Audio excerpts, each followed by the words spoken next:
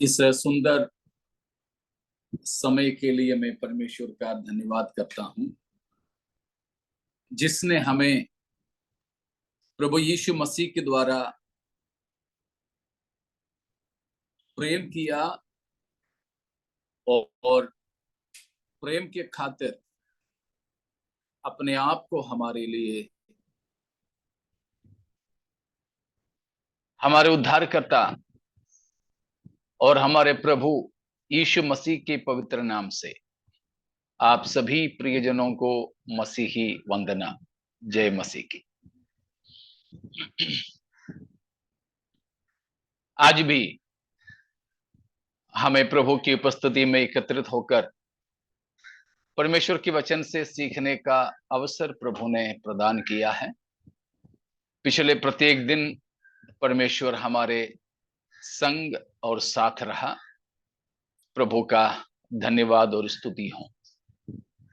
आप लोग भी दिन भर के मेहनत, यात्रा और कई प्रकार की व्यस्तता के बाद परमेश्वर के वचन सीखने के लिए जो आए हैं और समय आपने व्यतीत किया है, खर्च किए हैं, मैं उसके लिए प्रभु का धन्यवाद करते करते आप लोगों को भी धन्यवाद देता हूं।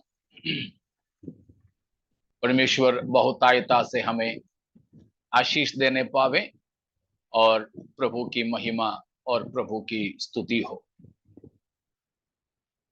तो परमेश्वर के वचनों की ओर हम अपना ध्यान को फिराएंगे। आपको याद है, हम लोग अभी प्रकाशित वाक्य में से 7 कलीसियाओं के बारे में सीख रहे हैं।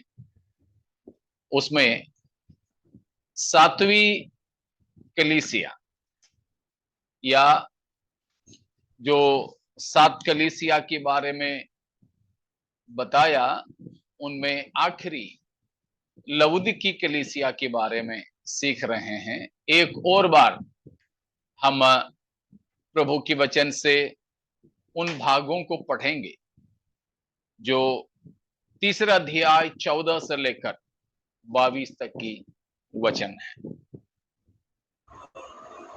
लौदीकिया की कलीसिया के दूत को यह लिख, जो आमीन और विश्वासियों के और सच्चा गवाह है और परमेश्वर की सृष्टि का मूल कारण है, वो यह कहता है कि मैं तेरे कामों को जानता हूँ कि तू न तो ठंडा और न गर्म है।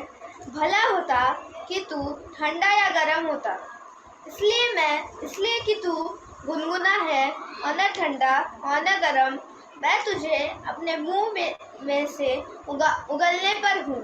तू कहता है कि मैं धनी हूँ और मैं धनवान हो गया हूँ और मुझे किसी वस्तु की घटी नहीं, और यह नहीं जानता कि तू अभागा और तुच्छ और कंगाल और अंधा और नंगा है। इसलिए मैं तुझे सम्मति देता हूँ कि आग में ताया हुआ सोना मुझसे मोल ले कि तू धनी हो जाए, और श्वेत वस्त्र ले ले कि पहनकर तुझे अपने नंगेपन की लज्जा न हो, और अपने आँखों में लगाने के लिए सुरमा ले कि तू देखने लगे। मैं जिन जन से प्रेम करता हूँ उन सबको उलाहना और ताड़ना देता हूँ। इसलिए सरगम हो और मन फिरा। देख, मैं द्वार पर खड़ा हुआ खटखटाता हूँ। यदि कोई मेरा शब्द सुनकर द्वार खोलेगा तो मैं उसके पास भीतर आकर उसके साथ भोजन करूंगा और वह मेरे साथ। जो जय पाए मैं उसे अपने साथ अपने सिंहासन पर बिठाऊंगा, जैसे मैं भी जय पाकर अपने पिता के साथ उसके सिंहासन पर बैठ गया। जिसके कान तो वो सुन ले कि आत्मा कलीसिया से क्या करता है। थैंक यू बेटा। हमने पिछले हफ्ता लवुदिकी शहर के बारे में और लवुदिकिया की कलीसिया के बारे में सीखे थे। शहर की विशेषताएं तथा लउदीकी कलीसिया की स्थापना कैसे हुई, इन दोनों के बारे में हम पिछले हफ्ता सीखने की कोशिश की। आज हम प्रभु यीशु मसीह ने हमें यहां दिया हुआ संदेश की ओर जाने की कोशिश करेंगे। तो बाकी 6 कलीसियाओं के लिए जैसे हमने सीखा है, वैसे ही यहां पर भी हम देखते हैं कि लउदीकी कलीसिया के दूत को प्रभु यीशु मसीह संदेश देता है। तो जब संदेश यीशु मसीह दे रहे हैं, तो संदेश देने वाले का पहचान, बाकी हम कलीसिया के दूत के बारे में सीख चुके हैं, तो यहां फिर से बताने की जरूरत नहीं है।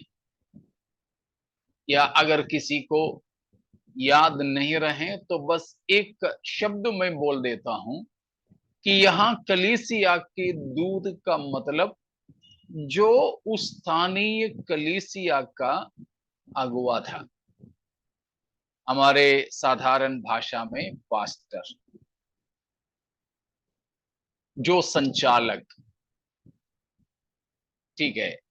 तो लउदीकिया की कलीसिया के दूत को यह लिख बोलने का मतलब जो जिम्मेदारी कलीसिया का लेता था। हर कलीसिया में ऐसे लोग रहते हैं जो उस कलीसिया के जिम्मेदार लोग रहते हैं।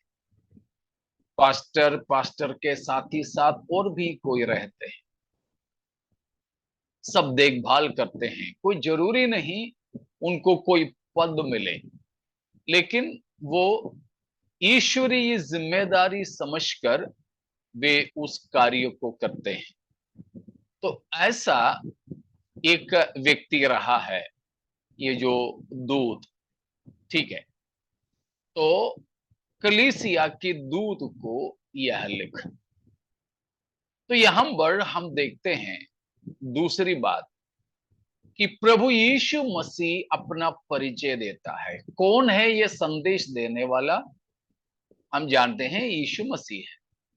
तो यीशु मसीह अपना परिचय कलीसिया को कैसे दे रहा है, क्या बताया है? ये जो लउदीकी कलीसिया को, लउदीकी कलीसिया वैसे हम देखा जाए तो समझ में आता है, इट्स ए ल्यूकवार्म चर्च, एक गुनगुना कलीसिया है, न गर्म न ठंडा, एक गुनगुना कलीसिया। तो लउदीकी कलीसिया का एक विशेषता है कि वो ना ही गर्म है ना ही ठंडा है, एक ल्यूकवार्म चर्च, एक गुनगुनापन की स्थिति में रहने वाला कलीसिया, ठीक है। तो ये जो कलीसिया इस समय में, जो लउदीकी की समय, हम उसको बोल सकते हैं they became more churchians than Christians, ठीक है। मसीहियों से बढ़कर इस समय कलीसिया के लोग जो है चर्चियंस बन गए। तो उनकी संस्था, उनका क्या बोलते हैं, चर्च की बाहरी तौर पर जुड़े जुड़े चीजों में वे ध्यान देने लगे। It is an institutionalised church. यह ऐसी कलीसिया बन गए जो संस्था के पीछे चलने वाले, संस्था से, संस्था का मतलब यह नहीं कि कोई अलग अलग नाम से, परंतु एक स्थानीय कलीसिया भी संस्था जैसा बन सकते हैं। मैं जानता हूं कुछ ऐसे लोगों को जो कलीसियाओं में हैं, संडे भी रविवार के दिन भी चर्च में आते तो हैं, मगर उनका ध्यान परमेश्वर की स्तुति महिमा करने में नहीं है, गीत गाने में नहीं है, वचन पढ़ने में नहीं है, वचन सुनने में नहीं है, प्रार्थना करने में नहीं है उनका ध्यान।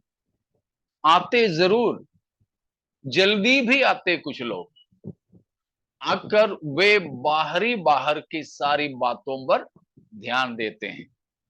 अगर खुद का मकान कुछ है तो उसका देखभाल सब करना, यहां तक बाथरूम तक जाकर के देखेंगे कैसा है, साफ सफाई है, साफ सफाई रखो, वो सब अच्छी बात है, मगर प्रार्थना से बढ़कर, आत्मिक सेवकाई से बढ़कर इन इमारतों की चीजों में ध्यान देना और वचन से, बाकी चीजों से, आत्मिक बातों से नहीं, मतलब ये देखते हैं कौन आए कौन नहीं आए, हाजिरी लगाते हैं, हाजिरी लेते हैं। उनको उस चीज से मतलब नहीं कि प्रभु की स्तुति और महिमा करें। और उस तरह की बाहर की चीजें, किसी किसी कलीसिया में ऐसा भी लोगों को मैंने देखा जो प्रार्थना के करीब करीब आधा समय तक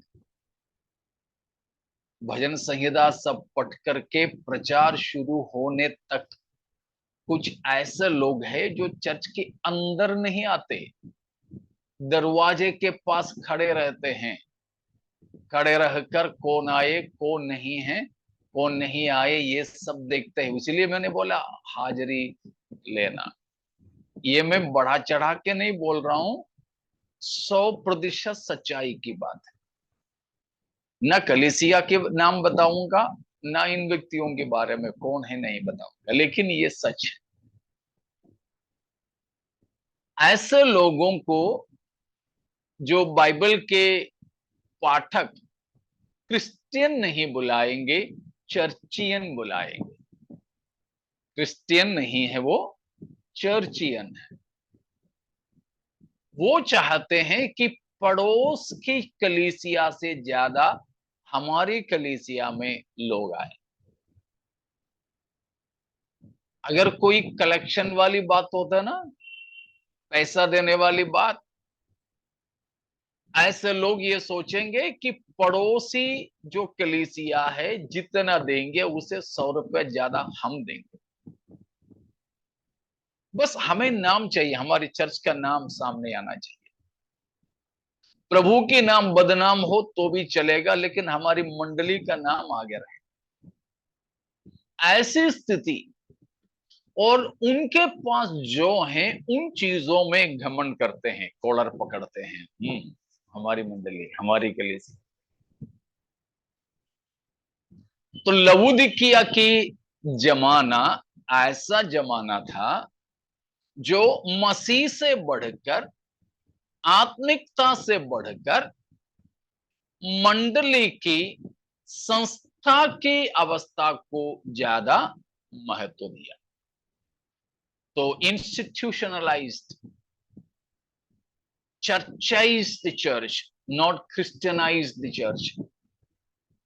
ऐसी एक स्थिति में ये कलीसिया गिर चुकी थी लवोदिकिया की जमाने तक। उस कलीसिया से हैं प्रभु यीशु मसीह कुछ संदेश जो है दिया है।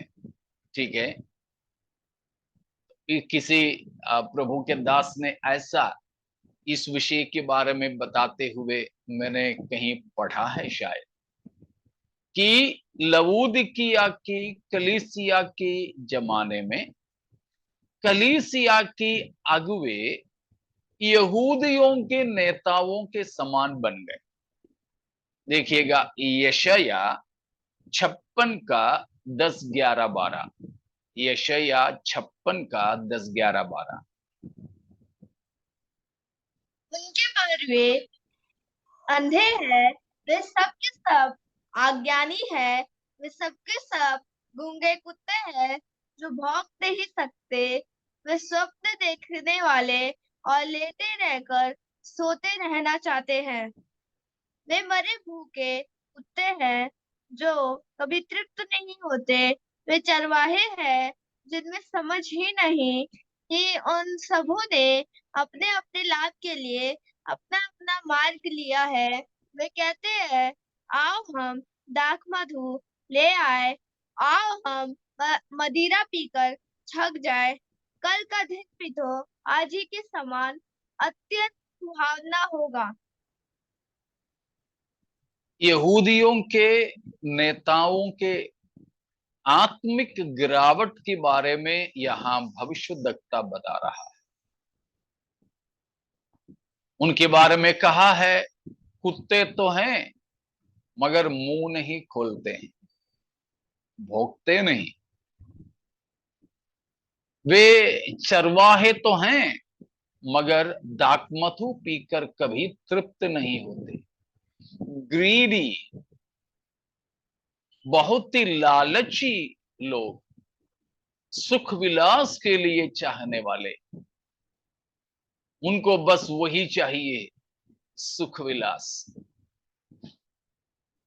बहुत से ऐसे भी चर्चेस हैं, मैंने खुद देखा है। मीटिंग अगर 12 बजे तक है, 12:05 नहीं हो सकता है। ठीक 12 बजे आमीन बोलना है, नहीं तो बड़ा हंगामा हो। लेकिन अब 12 बजे समाप्त कर लो मीटिंग, 3 बजे तक वे वही बातें करते घूमते फिरते रहेंगे। चाहें तो बाहर से चाय नाश्ता भी वो मंगवा कर जितने लोग हैं उन सबको खिला पिलाएंगे, कोई दिक्कत नहीं होगी। मैंने देखा ये सब मेरी आंखों से। मीटिंग 5 मिनट आगे नहीं ले सकते, उनको सुख विलास की जरूरत है। कुछ ऐसी कलीसियाओं में मैं खुद सेवकाई किया ऐसे समयों में, लेकिन कुछ ऐसे भी लोग थे, दान दशवांश हर संडे लेते हैं, पास्टर को उनमें से कुछ तो देते हैं, बाकी फंड के तौर पर रखते हैं, प्रार्थना करके लेते हैं, परमेश्वर ये धन राशि पूरा पूरा आपके राज्य के विस्तार के लिए, सुसमाचार की फैलावा के लिए, आपके नाम की महिमा के लिए इस्तेमाल हो जाए। आमीन बोल के सब लेते हैं, देते हैं। लेकिन समय समय पर ऐसा मीटिंग रखते हैं, बोलते हैं ठीक है फलाने दिन बड़ा खाना होगा। ओ, कौन पीछे हटेंगे बड़ा खाने से? लेकिन पैसा कहां से? यही पैसा ऑफरिंग और टाइप का जो चर्च में दिया हुआ पैसा, फंड में से ले लेंगे। हमारे एक सीनियर पास्टर हैं, अभी भी जीवित हैं, यहीं मुंबई में हैं। उन्होंने अपना एक अनुभव बताया। अपनी जवानी में उन्होंने एक कलीसिया में पास्टरी किया, वहां पर ऐसे ही चलता था, मटन बिरयानी, बकरा लेता था और सब लोग मिलकर एक काट कूट करके बिरयानी बनाकर खाते थे। पास्टर ने कई बार मना किया। एक बार उन्होंने बोला, इस बार किसी हाल में चर्च की फंड नहीं लेंगे, आपको बिरयानी खाना है तो खाओ, मटन बनाना है तो बना लो, बकरा क्या है कुछ भी आप खरीदो, कोई बात नहीं, लेकिन खुद की पैसा से, ये फंड के पैसा देने। ये लो मेरे तरफ से सबसे पहला हिस्सा। उन्होंने उस जमाने में, कई साल पहले की बात है, 50 या 100 रुपया कुछ उन्होंने खुद ही अपने जेब से दिया, तो बाकी लोगों को देना ही पड़ा। उस बार भी उन लोगों ने खरीदा बकरा, बिरयानी बिरयानी बनाए, और खाने का जब टाइम हुआ, मीटिंग खत्म होने के बाद सब लोग परोसने लगे, तब तक ये पास्टर ने बोला अपनी पत्नी को, चल अपन घर चलते हैं करके निकल के वो चले गए। ये भी लोग सब पीछे पीछे, पासा साहब प्लीज, बोला कभी ये बंद किए बिना मैं नहीं आऊंगा तुम्हारे खाने पीने, इसके लिए नहीं है। बहुत से ऐसी चर्चेस हैं, ऐसे कई विश्वासियां हैं जहां पर सांसारिक तौर तरीके से खाना पीना, आना जाना, मिलना जुलना, बस उसके लिए मैं अक्सर बोलता हूं एक क्लब कल्चर में, एक क्लब क्रीड़ा मंडल, एक क्रीड़ा मंडल की संस्कृति में कई कलीसिया गिर चुकी है। एक क्लब कल्चर में कलीसियाएं गिर गई हैं, खाने पीने और मौज मस्ती की एक मूड में। लेकिन प्यारों, नहीं, सच्ची कलीसिया खाएंगे पिएंगे, उसके लिए कोई मना नहीं है बाइबल में, नया नियम में भी कोई मना नहीं है। आप खा पी सकते हो, जरूरत के ज्यादा नहीं होना चाहिए, बस उतना। लेकिन लवोदिकी की कलीसिया ऐसी कलीसिया बन गई थी, बिल्कुल सांसारिक धन संपत्ति की बहुतायता के कारण ईश्वरीय अनुभव से बहुत दूर चले गई थी। सांसारिक है क्या? नहीं। आत्मिक है क्या? वो भी नहीं।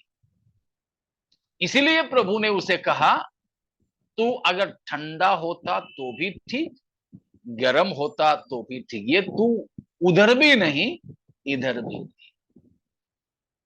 बिल्कुल सांसारिक बनकर के तुम सांसारिकता में रहो, नहीं तो संपूर्ण आत्मिक बनकर प्रभु में रहो। ये दोनों ना होने की स्थिति में लवोदिकी की कलीसिया गिर चुकी थी। प्यारों, हमारे जीवन में ऐसी परिस्थिति कभी नहीं आए।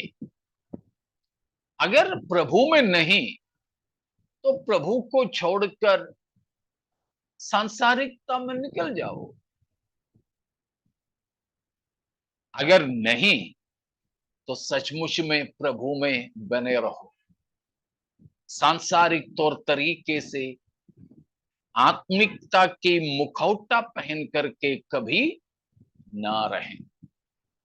बहुत ही खतरनाक गिरावट थी लवोदिकी की कलीसिया में, उसमें हम बाद में आएंगे। अब हम देखेंगे लवोदिकी की कलीसिया से बातें करने वाला प्रभु यीशु मसीह का तस्वीर। लवोदिकी कलीसिया के सामने मसीह का पेशी कैसे है, हम उसमें चलेंगे। अभी यीशु मसीह का प्रस्तुतिकरण लवोदिकी कलीसिया में कैसा था?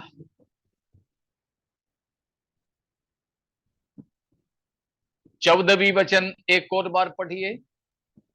लौदीकिया की कलीसिया के दूत को यह लिख, जो आमीन और विश्वास योग्य और सच्चा गवाह है और परमेश्वर की सृष्टि का मूल कारण है, और यह कहता है कि मैं तेरे कामों को जानता हूँ कि तू न तो ठंडा बस और बस न बस गर्म बस है। बस बस बस 14वीं वचन में यीशु मसीह अपना पहचान देता है। क्या क्या है वहां पर यीशु मसीह अपने बारे में कहते हैं? खुद को मसीह कैसे प्रस्तुत किया है? पहले वहां पर बताया कि प्रभु यीशु, हिंदी के हिसाब से ही हम चलते हैं, हिंदी में सबसे पहले क्या बताया है? आमीन। आमीन। जो आमीन कहलाता है, यीशु मसीह का एक नाम है आमीन। और उसके बाद क्या कहा है? विश्वास योग्य। 14वीं वचन में शुरू में जो आमीन है विश्वास योग्य। जो आमीन और विश्वास योग्य। ठीक है, यीशु मसीह का अगला नाम यहां पर है विश्वास योग्य। फिर और सच्चा गवाह। तीसरा है सच्चा गवाह। विश्वास योग्य गवाह और सच्चा गवाह, या उसको हम गवाह करके भी अलग से ले सकते हैं। ठीक है, प्रभु यीशु मसीह का अलग अलग नाम यहां पर है, आमीन, गवाह, विश्वास योग्य और सच्चा। और उसके बाद परमेश्वर की सृष्टि का मूल कारण। परमेश्वर का सृष्टि का मूल कारण। किसी किसी अन्य भाषा में यह लिखा है फर्स्टबोर्न ऑफ ऑल क्रिएशन। परमेश्वर का सृष्टि का मूल कारण, मूल कारण। ठीक है, तो यहां पर इतना सारा पहचान इस 14वीं आयत में ही प्रभु बताता है अपने ही बारे में। तो मसीह की पहचान में हम यहां पर देखते हैं कि सबसे पहली बात है मसीही का नाम, या मसीह अपने परिचय दे रहा है आमीन, आमीन। आमीन का मतलब हम जानते हैं ना, ऐसा ही हो, ऐसा ही हो, सेम, वैसा ही हो। ठीक है, और एक दो वचन उसकी सिलसिले में पढ़िए तो हमें समझ में आ जाए। यशाया 65 का 16।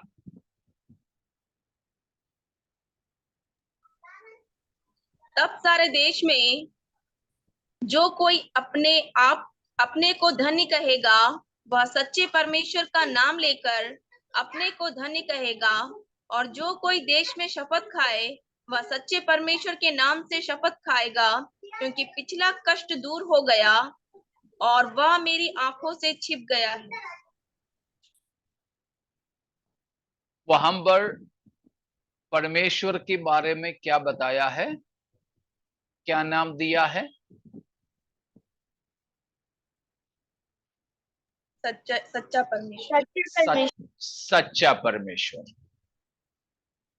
वहां जो सच्चा परमेश्वर करके अनुवाद किया है, वहां पर इब्रानी भाषा में दिया है गॉड ऑफ आमीन, गॉड ऑफ आमीन, सच्चा परमेश्वर।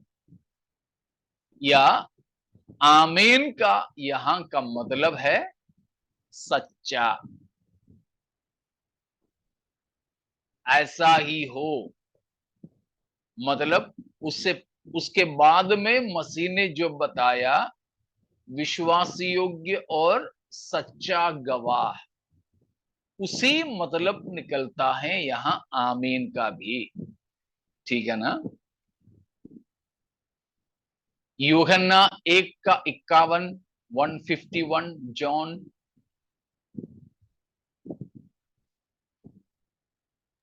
फिर उसने कहा, मैं तुमसे सच सच कहता हूँ कि तुम स्वर्ग को खुला हुआ और परमेश्वर के स्वर्गदूतों को मनुष्य के पुत्र के ऊपर उतरते और ऊपर जाते देखोगे। शुरू कैसे हुआ है? शुरू में क्या बोला मसीह ने? मैं तुमसे सच सच कहता हूँ। सच सच कहता हूं। किसी किसी भाषा में, मराठी में कैसे दिया है वहां पर? खचित, मी खचित, तुम्हास खचित. खचित खचित सांगतो. सचित सचित। खचित खचित खचित. खचित खचित. मतलब वही है ना? हाँ, सचित। मलयालम में ആമേൻ ആമേൻ ഞാൻ നിങ്ങളോട് പറയാം. आमीन आमीन। सच सच जो है उसका मतलब है आमीन आमीन। किसी किसी अंग्रेजी भाषा में ट्रूली ट्रूली, पुराने अंग्रेजी बाइबलों में वेरिली वेरिली, किसी किसी अंग्रेजी बाइबल में ट्रूली एंड आमीन। तो आमीन का क्या मतलब रहा अगर ऐसा है तो? प्रभु यीशु मसीह प्रभु यीशु मसीह सच्चा है। सच्चा। आमीन का यहां का मतलब है सच्चा। तो यीशु मसीह आमीन कहलाया है तो उसका मतलब है यीशु मसीह कौन है? सच्चा है। वैसा ही यूहन्ना 3:3 में भी है, 3:5 में है, 3:11 में है। इन हर जगह सच सच करके हिंदी में लिखा है, वो मूल भाषा में आमीन आमीन करके। ठीक है, यूहन्ना जैसा 1:51, 3:3, 5 और 11 और भी कई सारे जगह पर है जो सच सच कहता हूं करके प्रभु यीशु मसीह ने कई जगह सुसमाचार की किताबों में बताया। वो सब कुछ आमीन आमीन का अनुवाद है। ठीक है, तो उसमें से हम क्या समझते हैं? प्रभु यीशु मसीह सच्चा है। प्रभु यीशु मसीह सच्चा है, चाहे बोलने में हो और करने में हो। उससे बढ़कर यीशु मसीह का व्यक्तित्व ही बिल्कुल सच्चा है। ठीक है, दूसरा कुरिन्थियों 1:19 पद को पढ़िए। क्योंकि परमेश्वर का पुत्र यीशु मसीह, जिसका हमारे द्वारा अर्थात मेरे और सिलवानुस और तीमुथियुस के द्वारा तुम्हारे बीच में प्रचार हुआ, उसमें हाँ और नहीं दोनों नहीं थे, परंतु उसमें हाँ ही हाँ हुई। अगला पद भी पढ़िए बेटा, 20 भी। क्योंकि परमेश्वर की जितनी प्रतिज्ञाएं हैं वे सब उसी में हाँ के साथ है, इसीलिए उसके द्वारा आमीन भी हुई कि हमारे द्वारा परमेश्वर की महिमा हो। Praise God. तो इन दोनों वचनों में भी इसी बात को प्रस्तुत किया है। तो आमीन का मतलब अभी हमने देखा क्या है? हाँ ही हाँ। हाँ ही हाँ या फिर सच्चा। ठीक है, तो प्रभु यीशु मसीह यहां अपना नाम आमीन जब कहा तो उसका मतलब है कि सच्चा यीशु मसीह। यीशु मसीह केवल अच्छा ही नहीं परंतु सच्चा भी है। सुसमाचार सुनाते समय, सुनाने के बाद में अक्सर लोग पूछते हैं, ठीक है भाई तो समझ में आए? हाउ कैसा लगा? लोग तो ऐसे ही बोलेंगे अच्छा लगा। हाँ, आपने अच्छे से सुनाया, अच्छा लगा। मैं अक्सर लोगों से पूछता हूं, अच्छा तो आपको लगा, ठीक है, लेकिन सच्चा लगा है कि नहीं? आदि और अंत तू ही है, अल्फा और ओमेगा तू ही है गाना। उसका कोरस, ईशु तू महान है, और ईशु तू अच्छा करके शायद लिखने वाला लिखा होगा, पता नहीं, लेकिन मैं अक्सर उसको ईशु तू सच्चा है करके ही गाता। हाँ, यीशु तो अच्छा है ही, लेकिन अच्छा से बढ़कर यीशु सच्चा है, सच्चा है। लेकिन हर सच्चाई अपन को अच्छा नहीं लगता है, यह भी है। इसीलिए ही मैं यीशु को अच्छा से बढ़कर सच्चा कहना ज्यादा पसंद करता हूं। तो वो ही है प्रभु यीशु ने यहां पर कहा, यीशु आमीन है, उसका मतलब सच्चा है, सच्चा है, ठीक है, सच्चा है। So here not the outward personality of Christ, but his very nature is revealed, his deity is revealed.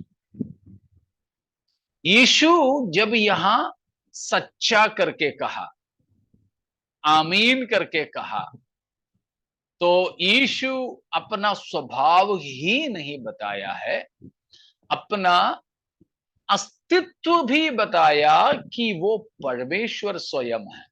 क्योंकि हमने यशायाह 51 से यशायाह 65 से हम सीखे कि वो सच्चा परमेश्वर है। वो सच्चाई परमेश्वर के लिए ही इस्तेमाल हुआ है। इसीलिए यीशु जब अपने आप को आमीन या सच्चा कहा, तो यीशु मसीह कहने का मतलब है कि यीशु कौन है? सच्चा है। जब सच्चा है करके कहा, सच्चा केवल परमेश्वर ही है, तो यीशु मसीह सच्चा है बोलने से मतलब परमेश्वर खुद है। यीशु खुद परमेश्वर है। तो ये नाम यीशु मसीह का परमेश्वरत्व को प्रस्तुत करता है। समझ में आया? और बोलना तो नहीं है ना?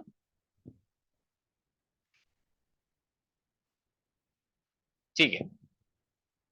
तो यीशु का यहां जो नाम दिया है, पहली बात, यीशु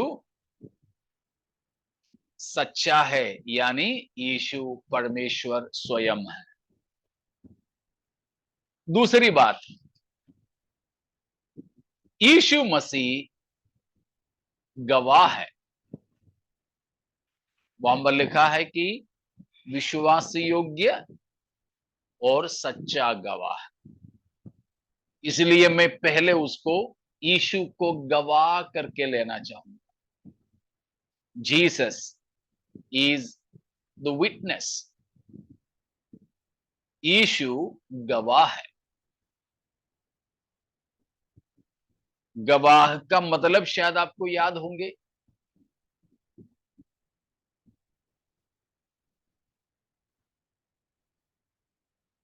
गवाह के लिए अंग्रेजी में विटनेस बोलते हैं।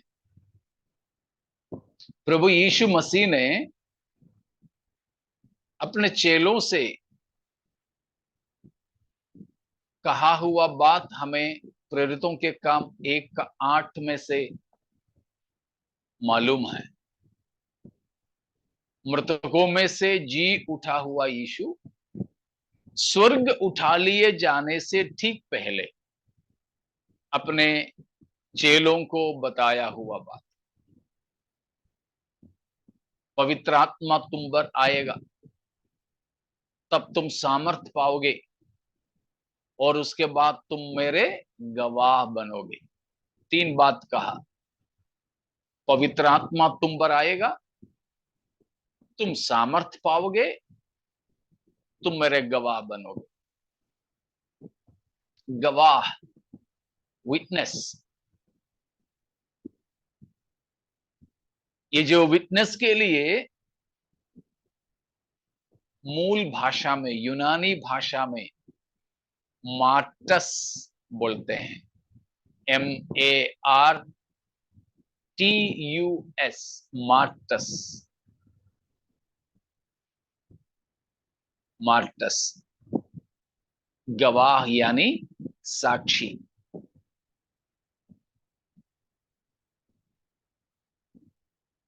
ये मार्टस में से अंग्रेजी का दूसरा एक शब्द आया है मार्टियर। मार्टियर, मार्टियर का अनुवाद है शहीद, शहीद। तो गवाह का फिर मतलब क्या हो गया? साधारण गवाही है? नहीं, फिर जीवन देके मैं जो बोल रहा हूँ वो सच है, ऐसे कबूल करना। बिल्कुल बिल्कुल, अपनी जान भी दे करके ये साबित करता है कि उसने कहा या गवाही दिया बात सच है। केवल बोलने वाला नहीं, जो बोला है या बोलता है उसको अपने जीवन से दस्तखत कर लेता है। शहीद होने के लिए भी तैयार हो जाता है। वो है एक गवाह। तो प्रभु यीशु मसीह ने यहां पर कहा खुद को गवाह है। मसीह ने किस बात की गवाही दिया? हमने पहले अध्याय का 5वां वचन में भी यीशु मसीह का यही नाम को सीखे थे, आपको शायद याद होंगे। यीशु का नाम वहां पर दिया गया है विश्वास योग्य साक्षी। विश्वास योग्य साक्षी। तो यीशु मसीह गवाह या साक्षी, उसका मतलब है साक्षी के साथ में रक्त साक्षी जोड़ें। मलयालम के हिसाब से रक्त साक्षी वो है शहीद, रक्त बहाकर भी साक्षी देने वाला। रक्त बहाने का मतलब हो गया जीवन देना, जान देकर भी साक्षी देने वाला, और अपने साक्षी की बात को अपने ही रक्त या जीवन के द्वारा सच साबित करने वाला। यीशु मसीह संसार में जब शरीर में आया तो यीशु ने गवाह दिया, साक्षी दिया। यीशु मसीह ने किन बातों की साक्षी दी? मुख्य मुख्य 2-3 बातें बोल सकते हो? पिता ने मुझे भेजा है। हाँ, मतलब पिता परमेश्वर की साक्षी दिया। फिर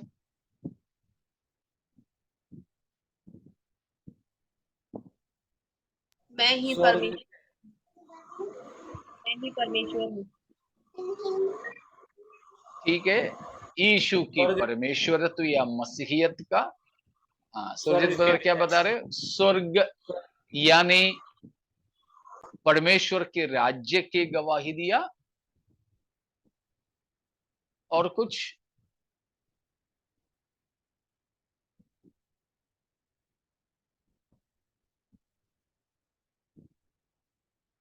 परमेश्वर की प्रेम की गवाही दिया,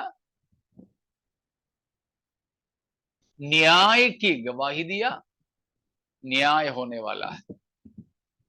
नरक के बारे में भी यीशु मसीह ने बताया। बाइबल में सबसे ज्यादा नरक के बारे में बोलने वाला भी यीशु मसीह है। तो इस तरह कई चीजों के लिए यीशु ने गवाही दिया या साक्षी दिया। तो उस प्रकार प्रभु यीशु यहां पर अपने आप को विटनेस या साक्षी पेश किया है। ठीक है, उसमें एक बात ये होता है, एक विटनेस के लिए, एक साक्षी के लिए 3 बात जरूरी है। एक विटनेस या साक्षी के लिए 3 बातें जरूरी है। पहला, he should be an eye witness, चश्मदीद गवाह होना चाहिए, अपनी आंखों से देखे हुए कोई चीज होना चाहिए। आई विटनेस होना जरूरी है।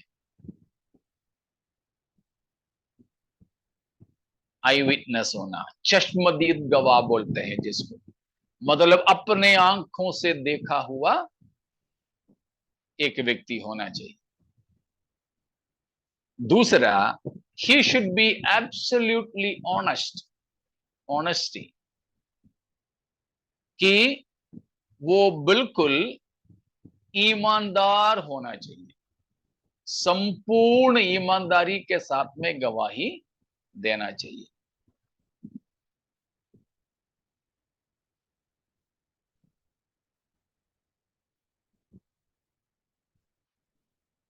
वो चाहे सुना हो या देखा हो, वही चीज को बताएं, उसमें बिल्कुल भी बढ़ाना चढ़ाना घटाना कुछ नहीं, बिल्कुल ऑनेस्ट। चाहे वो किसी के भी विरोध में हो जाए, किसी के भी अनुकूल में हो जाए, लेकिन ऑनेस्टली, विश्वास योग्यता के साथ, ईमानदारी के साथ। और तीसरी बात,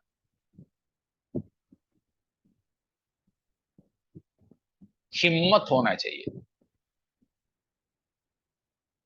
कि courageous, he should be courageous, बड़ा हिम्मत वाला होना चाहिए।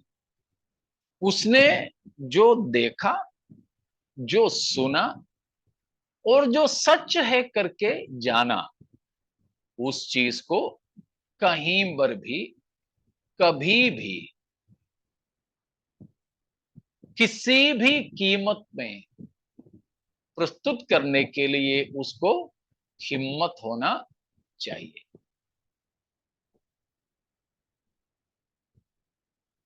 ये 3 योग्यताएं एक गवाह के लिए बहुत जरूरी है।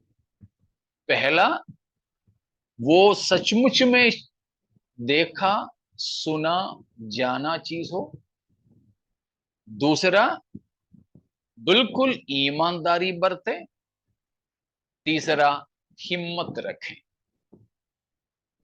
प्रभु यीशु मसीह यहां पर अपने आप को जब गवाह कहा, तो उसका मतलब है कि मसीह में ये तीनों ही योग्यताएं हैं। जब परमेश्वर के बारे में प्रभु यीशु मसीह ने गवाही दिया, कहां सुनी बातें था? बिल्कुल नहीं। यूहन्ना 1:18 में लिखा है, यूहन्ना 1:18,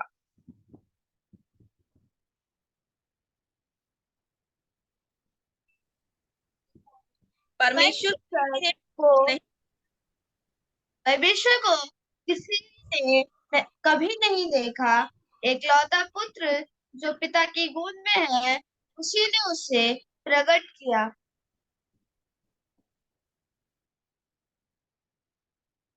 परमेश्वर को किसी ने कभी नहीं देखा, इसीलिए चाहे मूसा की या इब्राहिम की या और किसी की भी बात, वो चश्मदीद गवाह के तौर पर नहीं बता सकते। हाँ, मूसा ने परमेश्वर से मुलाकात जरूर किया, लेकिन एक अंशीय तौर पर था। लेकिन प्रभु यीशु मसीह परमेश्वर को प्रकट किया, क्योंकि उसने परमेश्वर को देखा है। 1:1 में यूहन्ना 1:1 में यूहन्ना ने बताया, आदि में वचन था। वचन का वहां का मतलब है लोगोस, यानी वचन। यीशु मसीह के लिए बताया है, आदि में वचन था और वचन परमेश्वर के साथ था और वचन परमेश्वर था। तो अनादि से लेकर परमेश्वर के साथ रहा हुआ यीशु ने परमेश्वर के बारे में गवाही दिया है, इसीलिए वो सच है। ठीक है। और स्वर्ग के बारे में यीशु मसीह ने गवाही दिया, बाकी किसी ने स्वर्ग देखा नहीं, कोई वहां जाकर के नहीं आए हैं, लेकिन यीशु मसीह वहीं से आया है, यीशु मसीह वहीं का है। यूहन्ना 17वां अध्याय में प्रभु यीशु मसीह ने कहा, तो प्रभु स्वर्ग से आया, इसीलिए प्रभु यीशु मसीह स्वर्ग की गवाही दे सकता है। ठीक है, स्वर्ग की गवाही दे सकता है। तो यीशु मसीह चश्मदीद गवाह है। He is the eyewitness of God, of heaven and everything else. मसीह ने और किसी भी विषय में गवाही दिया हो, उन सभी चीजों का चश्मदीद गवाह है, अपने आंखों से देख करके गवाही देने वाला है। ठीक है। तो प्रभु यीशु मसीह बिल्कुल उसी सच्चाई के बारे में बार बार बोलता गया, और प्रभु यीशु मसीह को इतना हिम्मत था उन सच्चाइयों का गवाही देने के लिए कि जान भी देना पड़े, तब भी मसीह उन गवाहियों से हटे नहीं। अगर मसीह ने दिया हुआ गवाही को पलटकर बताता तो यीशु मसीह को कोई क्रूस पर नहीं चढ़ाते। क्यों यीशु को क्रूस पर चढ़ाए? इसीलिए कि यीशु सच बोला, बदल करके नहीं बोला। तो अपनी जान से भी गवाही देने के लिए मसीह को हिम्मत था, इसीलिए यीशु ने यहां पर बताया यीशु कौन है? गवाह है। लेकिन उस गवाह का दो विशेषता यहां पर बताया। कैसा गवाह है? विश्वास योग्य और सच्चा, खरा। हाँ, विश्वास योग्य और सच्चा। उसके बारे में भी हमने इससे पहले एक कलीसिया के बारे में सीखे थे, याद होंगे ना। यीशु मसीह ने अपने आप को विश्वास योग्य और सच्चा कहा था। ठीक है। तो वहां पर यीशु की उस 3 का ही 7वां पद में हमने देखा, पवित्र और सत्य कहलाने वाला। तो सत्य के बारे में हम वहां पर सीखे थे, और विश्वास योग्य के बारे में हमने 1 का 5 में भी सीखे थे। तो यीशु मसीह यहां पर गवाह है। कैसा गवाह? विश्वास योग्य और सच्चा। ठीक है।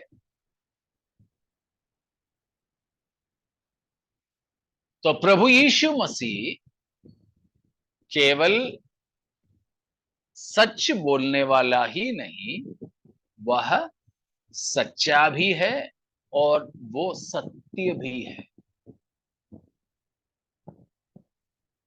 यीशु मसीह ने कहा, मार्ग, सत्य और जीवन में ही। सच्चा ही नहीं मसीह, फिर सच भी है। फर्क समझ में आ रहा ना? सच और सच्चा। ये दोनों ही मसीह है। तो ऐसे कई प्रयोग बाइबल में मसीह के बारे में है। उद्धार भी यीशु है, उद्धारकर्ता भी यीशु है, पवित्र भी यीशु है और पवित्रताई भी यीशु है।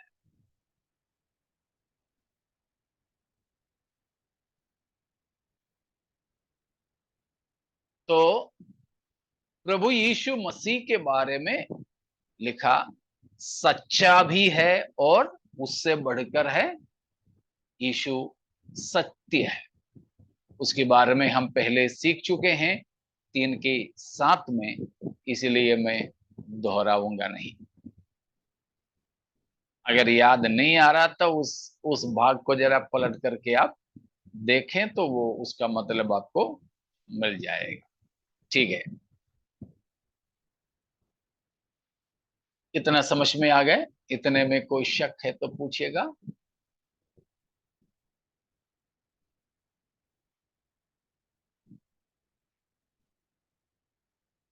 नहीं कुछ?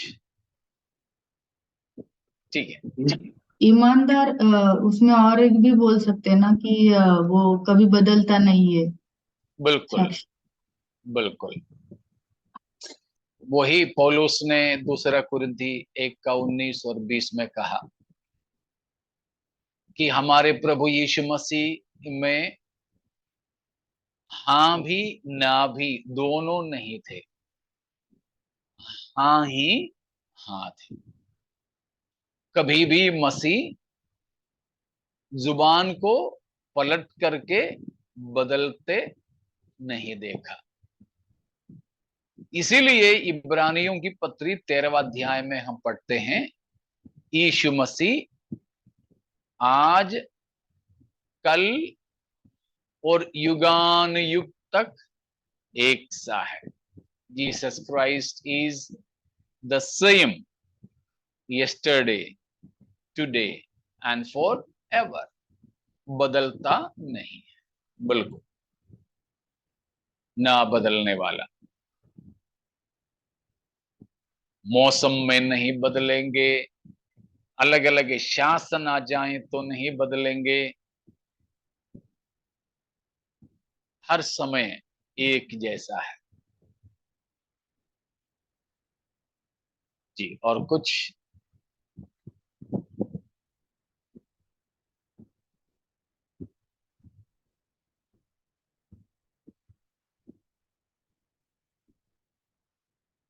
ठीक है, अगर और कुछ नहीं तो यीशु मसीह ने अपने परिचय में अभी तक 2 बात बताया।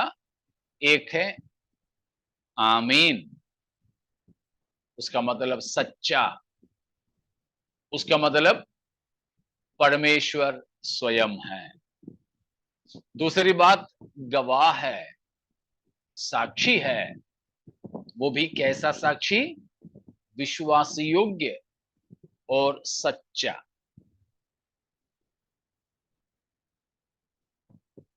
तो जो मसीह ने देखा, जाना और जानते हैं, उन्हीं बातों को वैसे के वैसे गवाही में बताया है। ठीक है, इतने में आपको शक नहीं? तो अगली बात यह है, यीशु मसीह अपने बारे में जो बताते हैं वो है, क्या है अगली बात? परमेश्वर की सृष्टि का मूल कारण। परमेश्वर के सृष्टि का मूल कारण, the beginning of God's creation.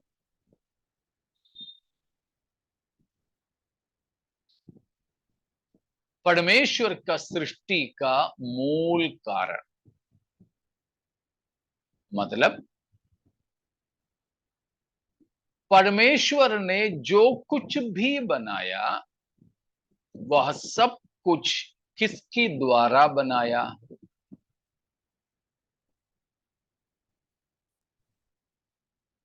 प्रभु यीशु मसीह के। प्रभु यीशु मसीह के द्वारा। यूहन्ना पहला अध्याय 1 से लेकर 1-2 वचन को पढ़िएगा।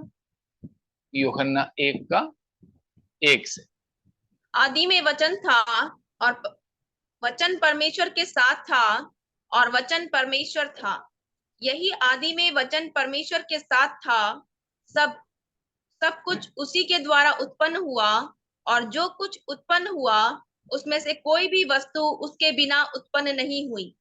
हाँ, देखा, यही है प्रकाशित वाक्य 3 का 14 में यीशु को परमेश्वर की सृष्टि का मूल कारण बताने का मतलब। परमेश्वर ने जो कुछ भी सृष्टि किया, सभी सृष्टि परमेश्वर यीशु के द्वारा ही किया।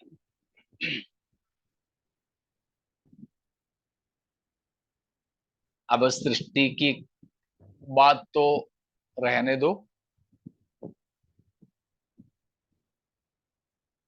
सारे पाप में डूबी हुई मानव जाति का उद्धार, छुटकारा प्रभु ने, परमेश्वर पिता ने किसके द्वारा किया?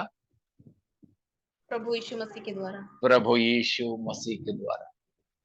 इसीलिए प्रभु यीशु मसीह ने कहा, कोई भी पिता के पास पुत्र के बिना नहीं पहुंचते हैं। परमेश्वर पिता किसी भी वस्तु बनाया वो यीशु मसीह के द्वारा। परमेश्वर ने मानव जाति की उद्धार किया, छुटकारा किया, वो भी यीशु मसीह के द्वारा। अगर पिता किसी को भी अंगीकार करें, स्वीकार करें, कोई भी पिता के पास पहुंचे, वो भी किसके द्वारा ही होगा? यीशु मसीह के द्वारा ही होगा। मानो परमेश्वर किसी का न्याय करें तो भी किसके द्वारा ही? प्रभु यीशु मसीह के द्वारा। प्रभु यीशु मसीह के द्वारा ही न्याय भी होगा।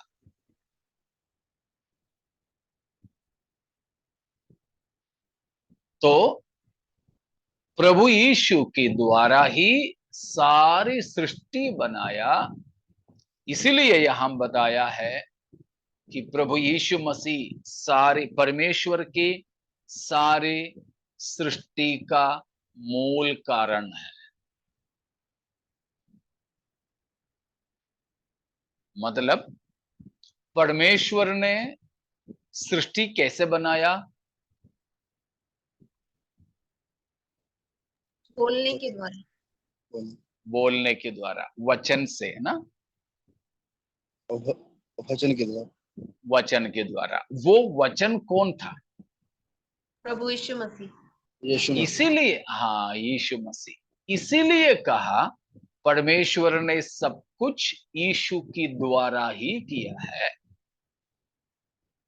परमेश्वर के मौखिक जो वचन था, परमेश्वर ने अपने वचन के द्वारा सारी सृष्टि किया। वो वचन, वो लोगोस यीशु था। यह यूहन्ना पहला अध्याय का पहला वचन से बता रहा है। तो परमेश्वर सब कुछ जो बनाया वो प्रभु यीशु मसीह के द्वारा ही बनाया। So he is the beginning of God's creation. He is the beginning of God's creation. परमेश्वर के सृष्टि का मूल कारण है यीशु। ठीक है। तो he is dynamically the beginning. That is the meaning here.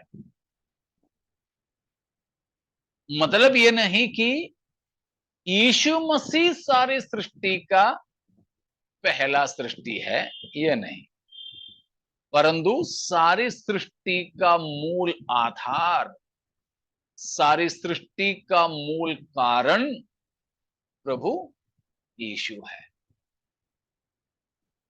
ठीक है ना? तो प्रभु ही, यीशु ही सारी चीजों का कारण है। इब्रानियों 2 का 10वां वचन को पढ़िएगा। इब्रानियों 2 का 10।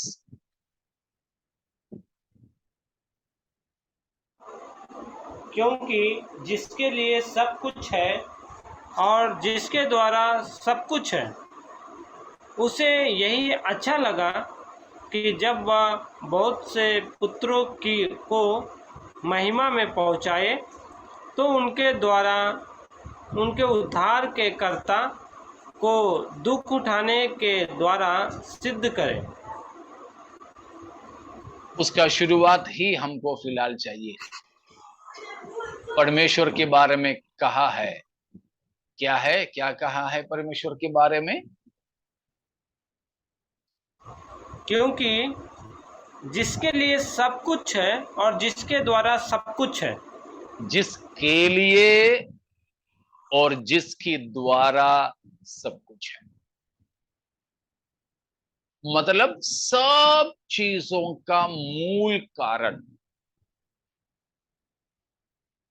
सभी का मूल कारण ही तो परमेश्वर है। इस वचन में भी हमने वही पढ़ा, सबका मूल कारण परमेश्वर है। अगर यीशु मसीह सब सृष्टि का मूल कारण है, तो उसका क्या मतलब हुआ फिर?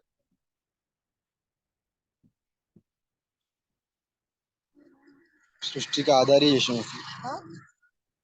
हाँ, सारे सृष्टि का आधार परमेश्वर है।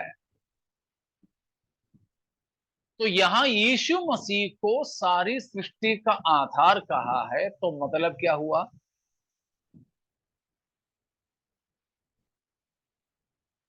सारी सृष्टि का मालिक ही वही है। उसी के लिए हर एक चीज हुआ पहले से अभी तक। तो मतलब नहीं, थोड़ा सा और समझिएगा। अभी हमने प्रकाशित वाक्य में पढ़ा, यीशु सारी सृष्टि का आधार है। ठीक है, सारी सृष्टि का मूल कारण है। कौन है सारी सृष्टि का मूल कारण?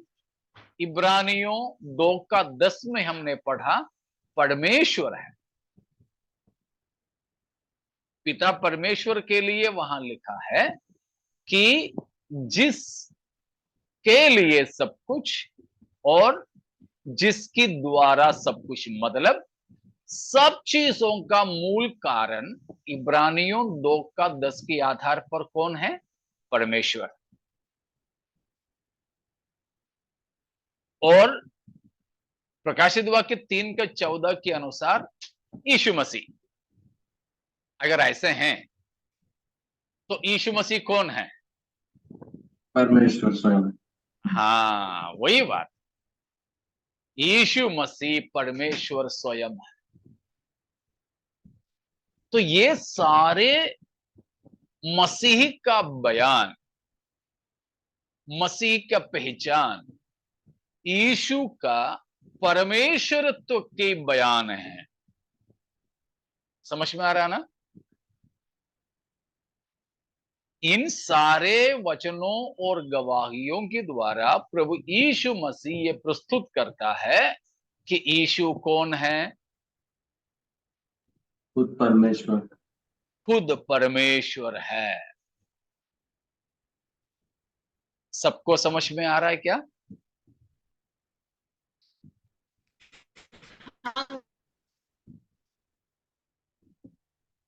तो आमीन करके यीशु के लिए कहा, वो भी यीशु का परमेश्वरत्व का प्रमाण है। यीशु को सच्चा करके कहा, यीशु को पवित्र करके कहा। अब यहां पर आया तो यीशु को सारी सृष्टि का मूल कारण बताया। तो सारी सृष्टि का मूल कारण परमेश्वर है। तो यीशु को भी वही पद नाम दिया। तो यीशु मसीह स्वयं परमेश्वर है। तो यीशु का यहां पर प्रस्तुतिकरण है। कुल मिलाकर ये सारे शब्दों से प्रस्तुत हुआ है। यीशु कौन है? परमेश्वर स्वयं है। यीशु को केवल एक गुरु ना समझें, यीशु को केवल एक चमत्कार करता ना समझें, यीशु को केवल एक राजा या भविष्यद्वक्ता ही ना समझें, परंतु यीशु को बिल्कुल स्वयं परमेश्वर ही हमें समझना चाहिए। तो इस इतना महान प्रभु के मैं और आप संतान कहलाने के लिए परमेश्वर ने हम पर अनुग्रह किया, प्रेम किया। प्रभु का धन्यवाद हो। Praise God. इतना समझ में आ गए?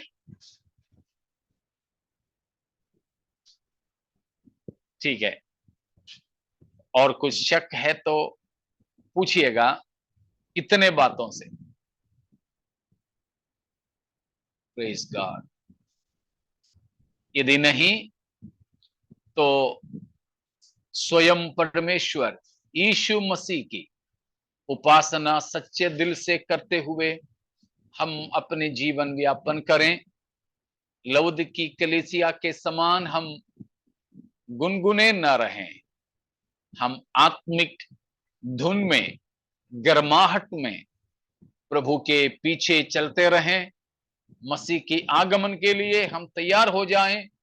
परमेश्वर इन वचनों के द्वारा हम सभियों को आशीषित करें। प्रभु के नाम की महिमा और तारीफ होवे। Praise God.